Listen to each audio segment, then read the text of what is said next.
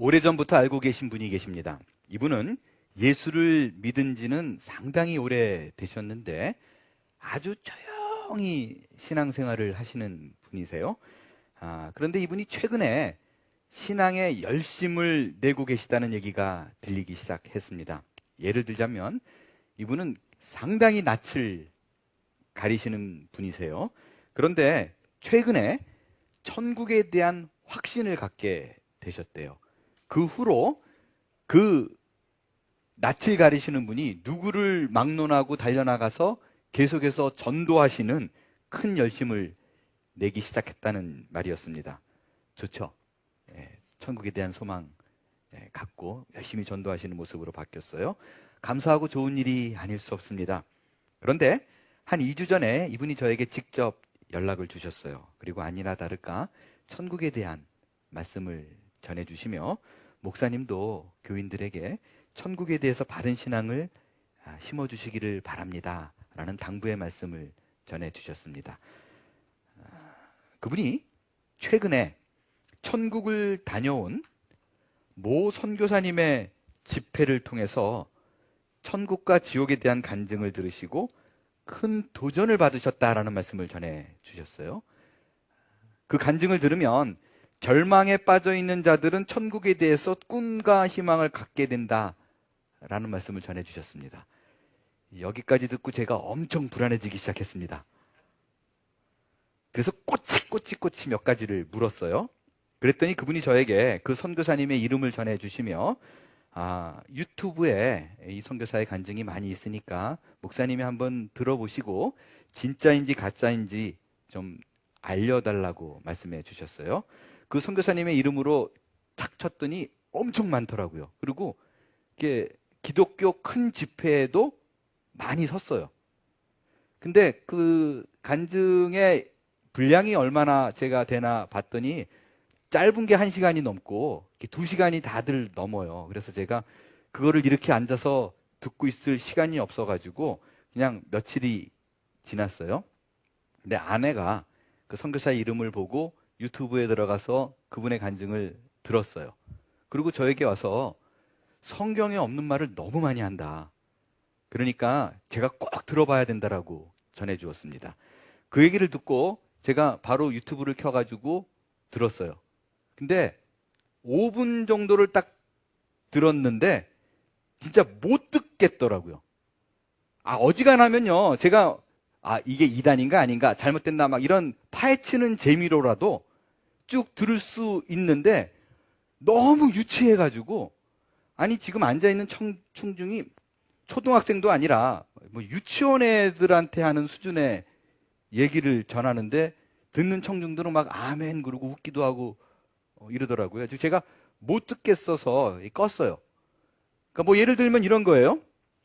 골로새서 3장 1절 말씀을 근거로 말씀을 전해요.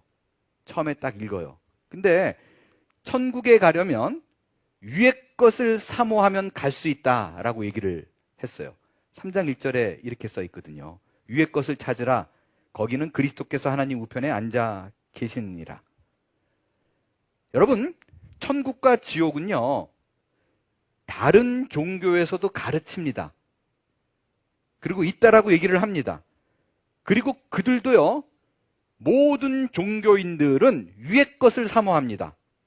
무슬림들은 그들의 또 다른 경전 하디스에 의하면 자살 테러를 하면 위에 올라가면 72명의 처녀들이 기다리고 있대요. 위의 것을 사모하잖아요. 천국에 가면 이들이 이 말에 믿기 때문에 위의 것을 사모하기 때문에 거침없이 자살 테러를 감행하는 거예요. 그럼 그들도 천국에 가나요? 위의 것 사모하는 건 마찬가지잖아요. 여러분 이건 말이 안 되는 얘기입니다. 그리고요 이 골로새서에서 위의 것을 찾으라라는 말도요 사도 바울이 위의 것을 찾으라고 얘기했지 위의 것을 찾는 자는 천국에 간다라는 말도 안 했어요. 그런 얘기가 전혀 아닙니다. 그래서 제가요 불안해서 그 집회에 참여한 다른 분을 컨택을 했어요. 그리고 그 선교사님의 간증이 어떻더냐라고 제가 물었습니다. 제가 컨택한 이분은요 신앙이 누가 보더라도 탄탄한 분이에요. 말씀으로 굳어져 있는 분이고 기도 생활도 열심히 잘 하시는 분이셔서 그분의 의견을 제가 물었습니다. 그랬더니 그분의 간증을 들으면 천국에 대해서 얘기할 적에 보석 얘기가 되게 많대요. 그리고 집회가 끝난 후에는 사람을 불러서 대언 기도를 해주신다고. 그런데 그 자리에 앉아서 그 간증 집회를 듣다 보면 목사님 이게 잘못된 건지 아닌지 아주 혼동스럽습니다. 구분이 잘 안 가요. 라고 얘기를 전해주셨어요. 안 되겠다 싶어가지고 제가 시간을 내가지고 그 유튜브 간증을 처음부터 들었어요. 쭉. 그랬더니 간증에 이런 얘기가 나와요. 그 선교사가 천국에 가게 되고 또 자주 드나들 때 항상 그 본인이 속해 있는 그 기도원 원장님을 통해서 간대요. 그 원장님을 통해서 천국에 들어가면 자기가 천국에 보는 것을 그 원장이 그대로 본대요. 그래서 천국에 대한 얘기를 서로 지금 이렇게 자기가 가 있는 상태에서 주고받고 얘기도 하고 그 원장님이 영적으로 아주 특별한 분임을 끊임없이 강조합니다. 천국에 가면 그분이 얼마나 대단한 분인지 그분의 집이 다른 사람들과는 비교가 안 되게 크대요. 그 얘기를 듣는 순간 제가 그런 생각이 들었어요. 야, 그 큰 집에 혼자 살라니 얼마나 외롭겠나. 오늘 여러분과 나누고 싶은 얘기가 바로 이 주제예요. 성경에는요, 우리가 쉽게 이해가 되지 않을 뿐만 아니라 앞뒤가 맞지도 않아 보이는 얘기가 종종 등장을 합니다. 뿐만 아니라 이성이 있는 분이라면 정말 쉽사리 받아들일 수 없는 얘기들이 종종 등장을 해요. 이 성경에는 해석하기 쉽지 않은 부분이 많기 때문에 여러분 성경을 읽을 때 성경에 이거 이해가 안 되네 그러면 반드시 앞뒤 문맥을 살펴봐야 되고요. 앞뒤 문맥에서도 도대체 감이 안 잡히면 이것의 주제를 두고 얘기한 다른 책들을, 성경의 다른 책들 참고해야만 합니다. 그리고 제일 중요한 건요, 신약과 구약을 연결시켜서 읽지 않으면 바른 해석이 이루어질 수가 없습니다. 이게 쉽지 않기 때문에 성경의 구절들을요, 자기의 생각과 사상 그리고 경험을 싹 덧입혀가지고 그것으로 해석하고 그것이 성경의 가르침이다라고 말하는 경우를 우리는 어렵지 않게 많이 볼 수가 있습니다. 또한 이렇게요, 아이러니한 건 앉아있는 교인들에게 성경의 말씀을 끄집어내어서 자기의 경험과 생각을 덧입히면 아무도 그게 성경과 반대되는 얘기라고 생각하지 못합니다. 성경을 읽었고 경험적으로 얘기를 하기 때문에 이게 복음이라고 생각을 해요. 마치 이런 것입니다. 사도 바울은 위의 것을 찾으라고 얘기했어요. 이 사도 바울의 말 한마디에 자신의 되도 않는 그런 천국 경험을 싹 입혀버려요. 그리고 뭐라고 해요? 위의 것을 사모하면 천국에 갈 수 있다라고 얘기를 해요. 사도 바울이 말하고자 하는 내용과 전혀 상관없는 얘기임에도 불구하고요, 성경을 읽었다라는 이유로 이것이 잘못됐다라는 것을 많이 판단을 못합니다. 왜? 성경을 근거로 전했다라고 생각을 해요. 이런 것에 대한 가장 큰 신자가 갖는 오해가 중보기도입니다. 성경에는요, 성도는 반드시 중보기도를 해야 된다라고 가르칩니다. 하지만 아직도 여전히 성경적인 중보기도가 무엇인지에 대한 인지가 부족해 보입니다. 이 중보기도에 대한 얘기 역시 제가 설교 중에 상당히 많이 여러 차례 언급을 했었어요. 그럼에도 불구하고 아직 여전히 이 개념이 우리 가운데 장착이 되지 않은 것 같습니다. 그래서요, 누군가 나를 대신해서 기도해주고, 그러니까 누군가 나를 대신해서 기도해주는 사람이 있다면 일단 마음이 놓여요. 그리고 누군가 나를 위해서 끊임없이 기도하는 사람이 있기 때문에 내가 조금 기도를 덜 해도 괜찮다라는 생각을 하게 됩니다. 특별히 또 대언기도라는 이름으로요, 집회가 끝난 다음에 내가 하나님의 말씀을 너에게 대언한다. 나는 너보다 영적으로 뛰어난 사람이기 때문에, 레벨이 다른 사람이기 때문에 하나님의 음성을 듣고 전한다 라고 얘기를 하면요, 그것이 잘못됐다라는 생각보다도 이 사람은 영적으로 뛰어난 게 분명하다라는 생각 때문에 그 말을 들으려고 합니다. 그렇게 찾아가는 사람이 있다는 것에 대해서 별로 이상하게 생각하지 않는 것이 우리의 한 일반화되어 있는 현상이 아닌가 생각됩니다. 심지어요, 내가 그런 분들을 찾아가서 기도받고 그런 것을 사모하며 기도하고 이런 것이 성경에 얘기하는 신령한 것을 사모하라는 성경의 가르침에 맞다라고 믿습니다. 이 중보기도에 대한 자세한 설명은요, 제가 사도행전 29번째 설교 베드로의 행로를 참고하시고요. 이 시간에는요, 아직도 여러분이 인지가 부족할까봐 그 중보기도의 핵심적인 부분을 좀 정리해서 말씀을 드릴까 합니다. 중보기도가 뭐예요?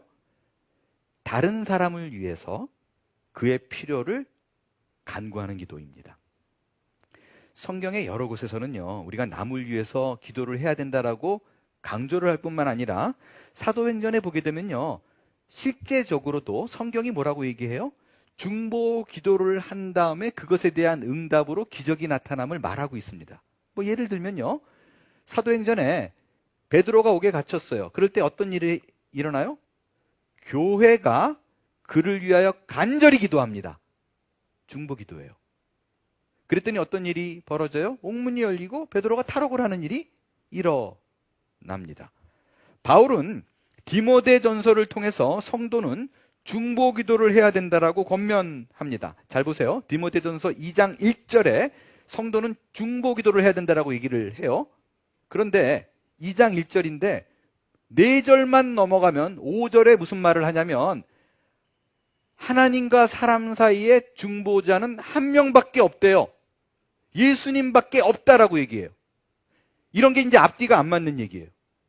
바로 1절에서는 중보를 하라고 권면해 놓고 몇 절도 아니에요. 4절만 넘어가면 중보자는 예수님밖에 없대요. 모순되잖아요. 그래서 우리는 헷갈리는 거예요. 그래서 이것 때문에 그럼 중보 기도를 그냥 하라 그러니까 해야지라고만 단순하게 생각을 합니다.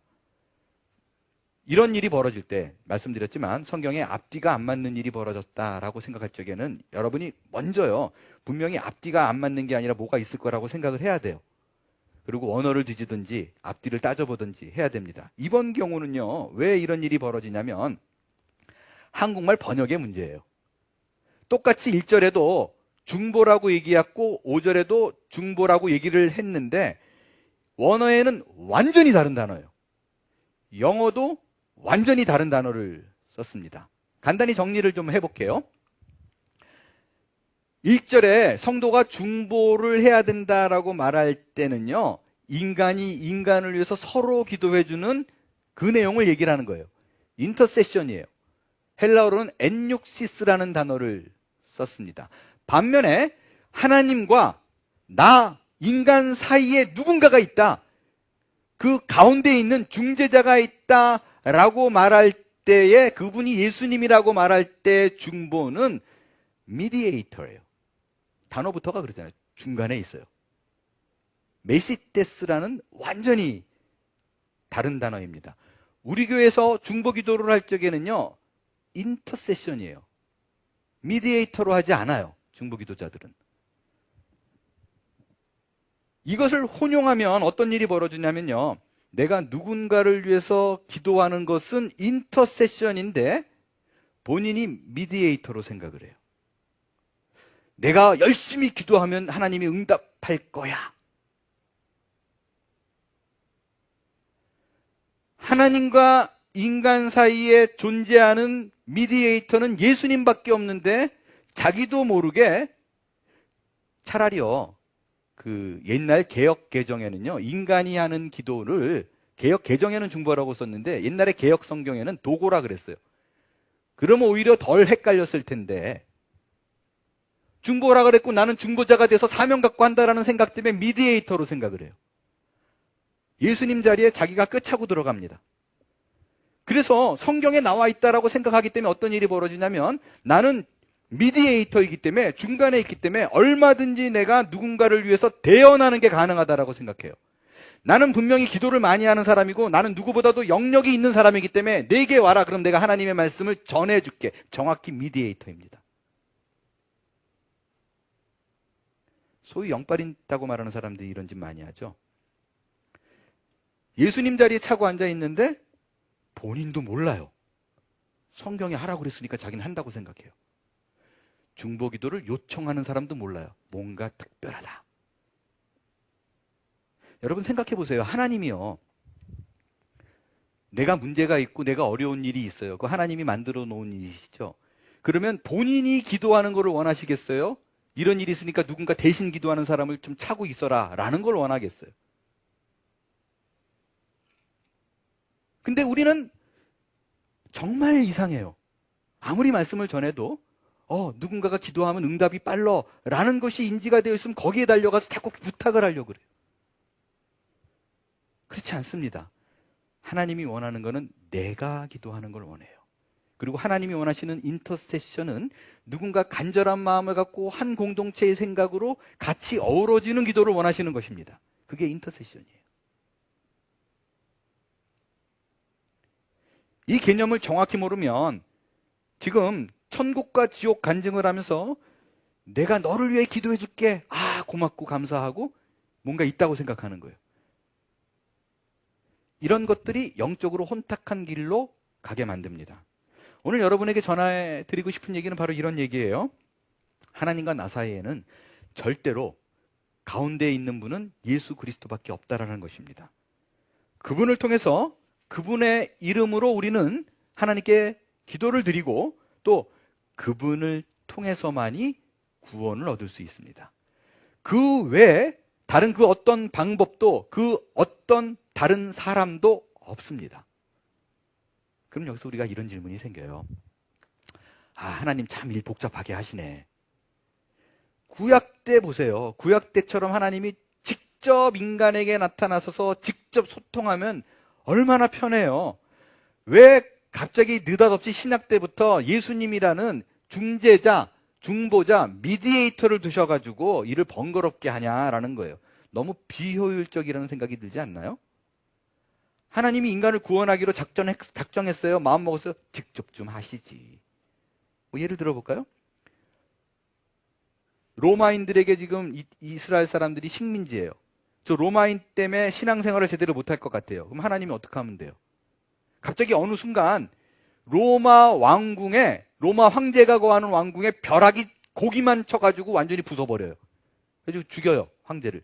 신기하게 그 왕궁이 무너질 때에 정확하게 그 왕족 친척들이 다 죽어요. 벼락 맞아서. 얼마나 쉬워요. 이스라엘 독립도 되고 종교적 굳건함도 지킬 수 있고. 제사장이 문제예요? 쉬워요.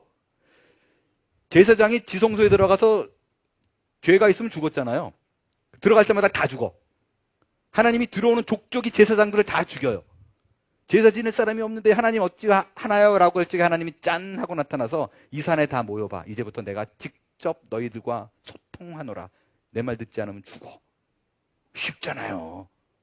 얼마나 쉬워요. 아니 이런 방법이 있는데 왜 하나님은 이렇게 일을 어렵게 하시는가? 이에 대한 답을요, 오늘 본문을 통해서 찾아보겠습니다. 우리는 일반적으로 이렇게 생각을 해요. 구약과 신약을 구분해요. 어떻게 구분해요? 구약에서는 하나님이 직접 인간과 소통했는데 예수님이 오신 그 이후부터는 갑자기 예수님이 중보자, 중재자, 미디에이터라는 이름으로 가운데 계셔서 그분과 소통해야만 하나님과 교류가 가능하다라고 생각합니다. 그렇죠? 그게 구약과 신약의 차이라고 생각을 해요. 틀렸습니다.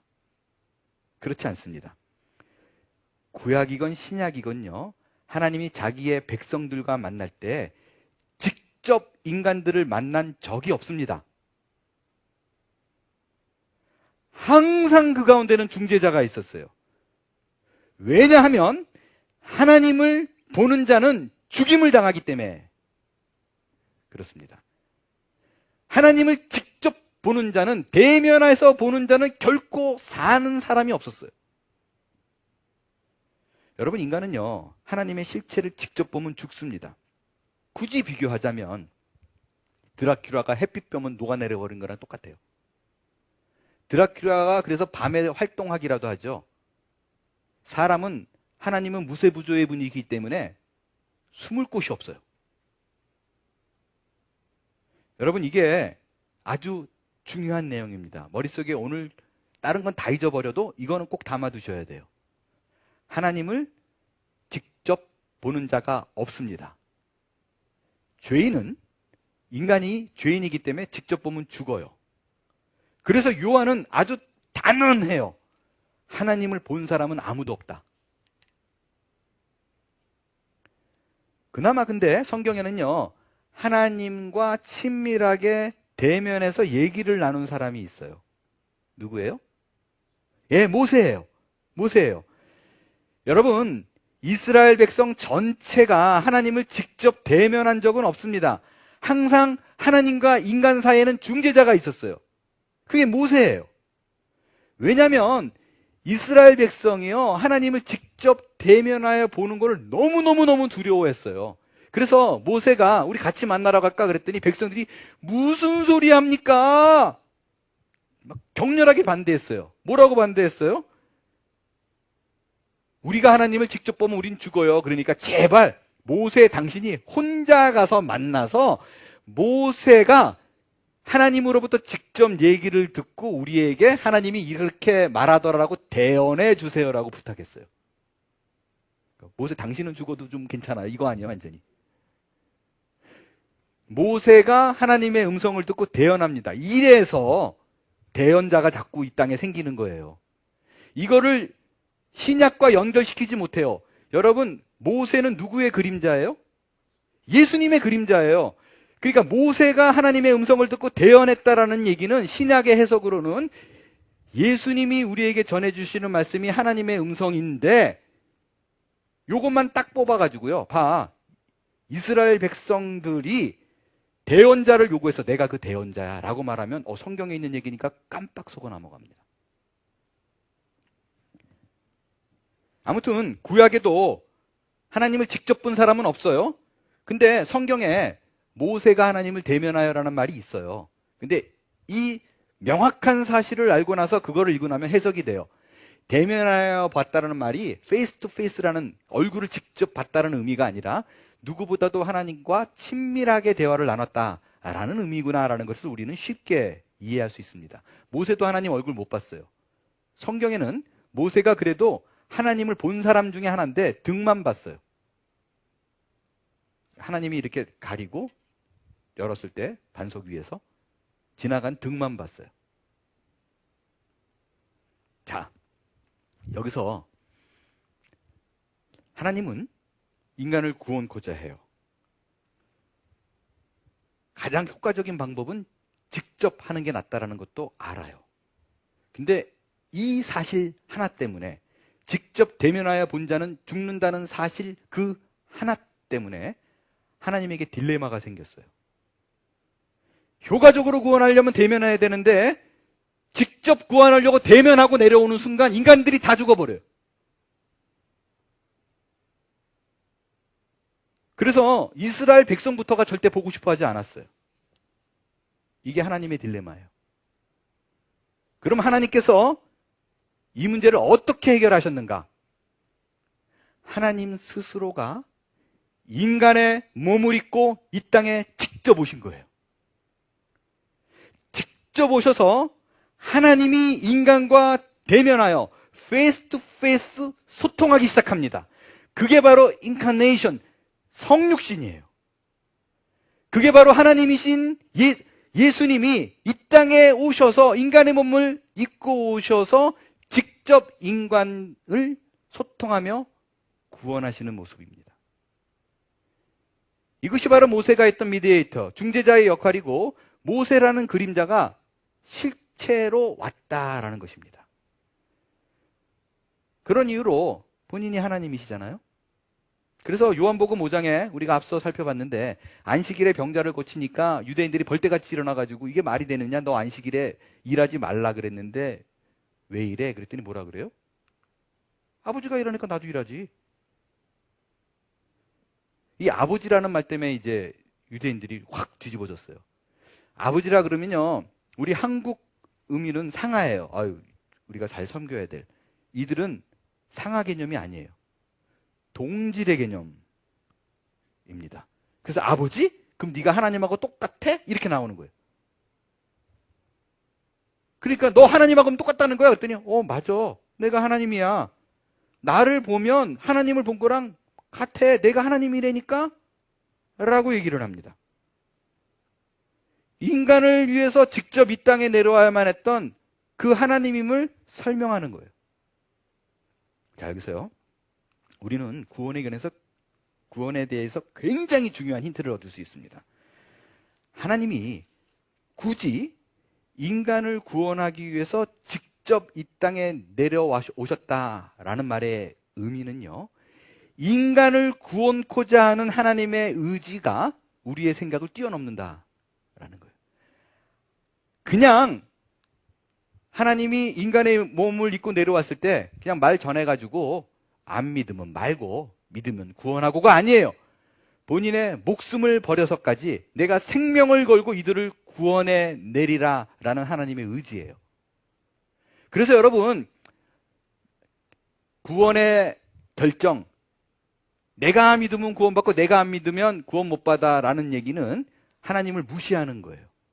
하나님의 능력을 제한하는 거예요.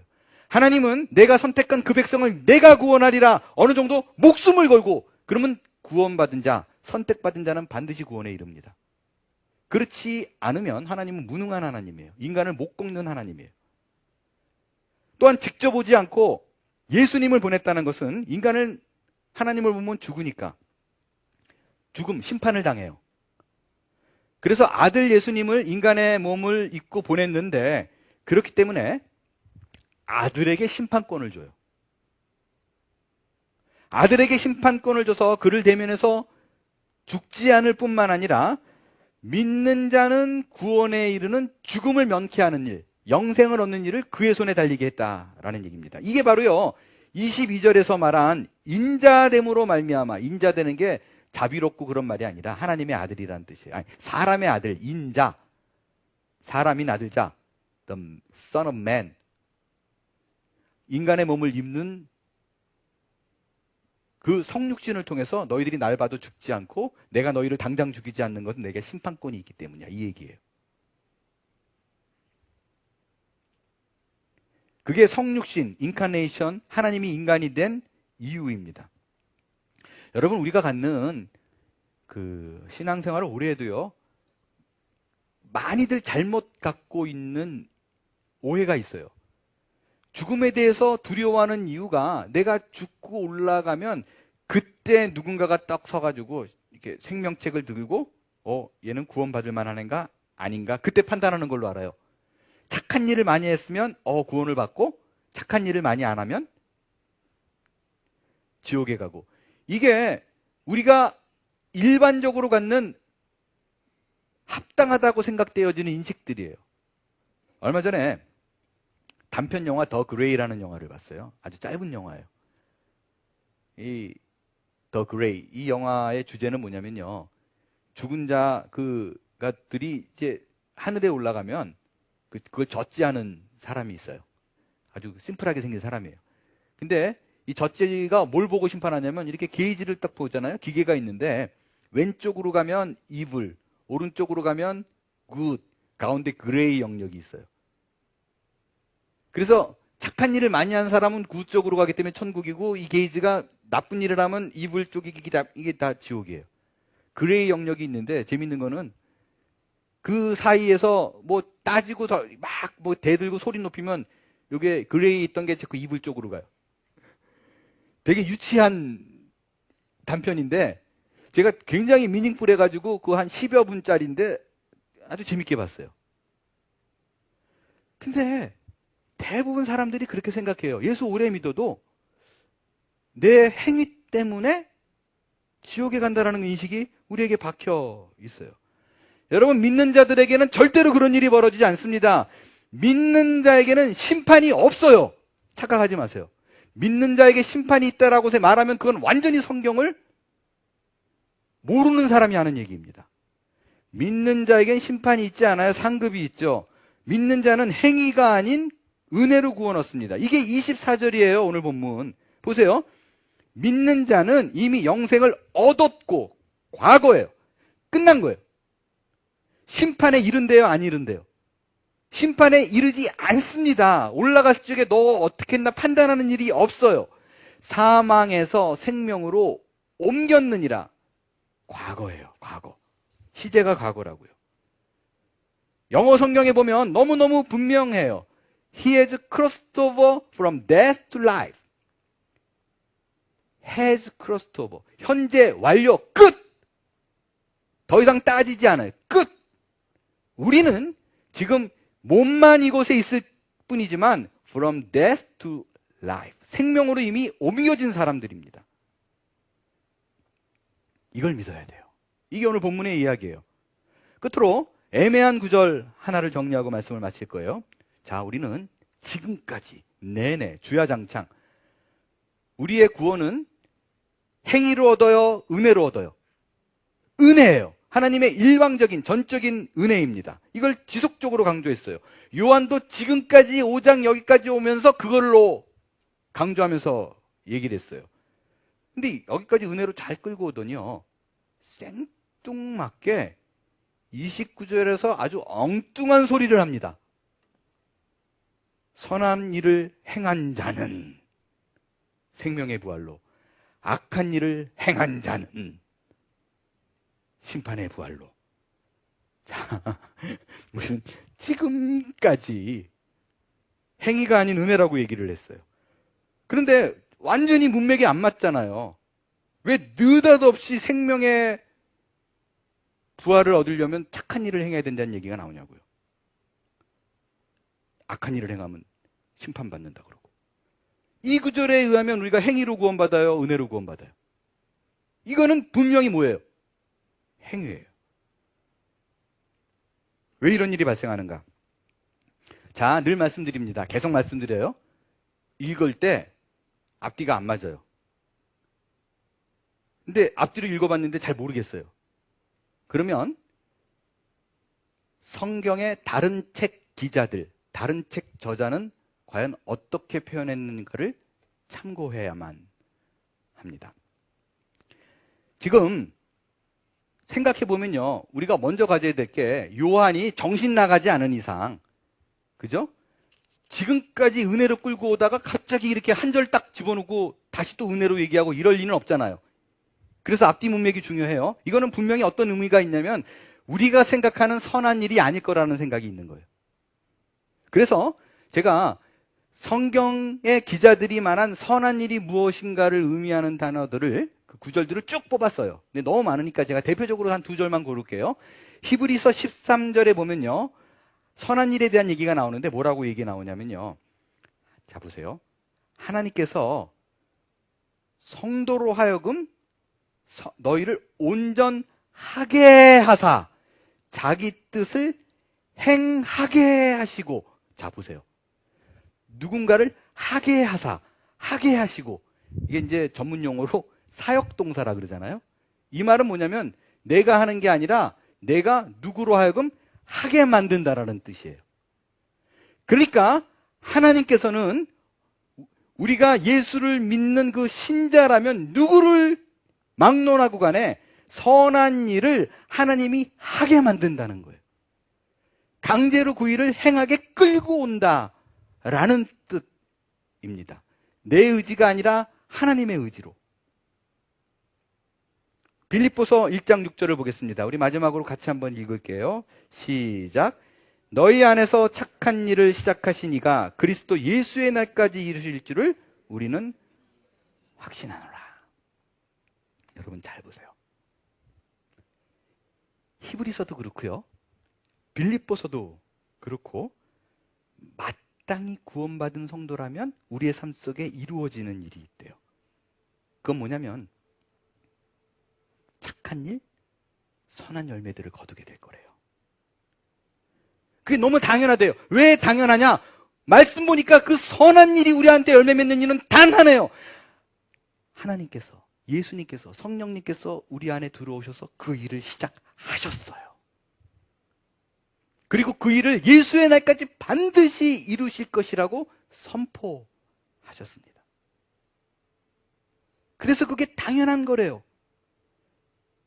그렇기 때문에 오늘 본문에서 말한 선한 일을 행한 자는 생명의 부활로 나온다는 말 자체가 내가 무언가를 막 열심히 노력하고 의지하고 고민해서 이루어지는 게 아니에요. 성경이 말하는 선한 일은 예수의 날까지 끊임없이 우리를 하게 하시고 붙들고 계시고 끌고 가시는 그 하나님의 일이 열매로 우리에게 나타난다 라는 얘기입니다. 하나님의 강력한 의지예요. 어떻게 하게 해요? 때로는요, 패기도 하고요. 때로는 설레게 만들기도 하고요. 때로는 우리에게 불안감을 주기도 하고요. 때로는 어떤 기대감을 막 불러일으키기도 합니다. 그래서 끊임없이 우리에게 너 그 일을 하는 것이 맞아라고 얘기를 하고 우리를 그쪽으로 끌고 가십니다. 여러분들은 그 사역에 부름받은 인생입니다. 여러분들 통해서 선한 열매를 맺고자 하시는 하나님의 의지가 있는 인생이라고요. 그렇다면 목사님, 내 둘레를 앞만 둘러봐도요, 왜 저한테는 착하고 선한 열매가 없을까요? 분명해요. 둘 중에 하나예요.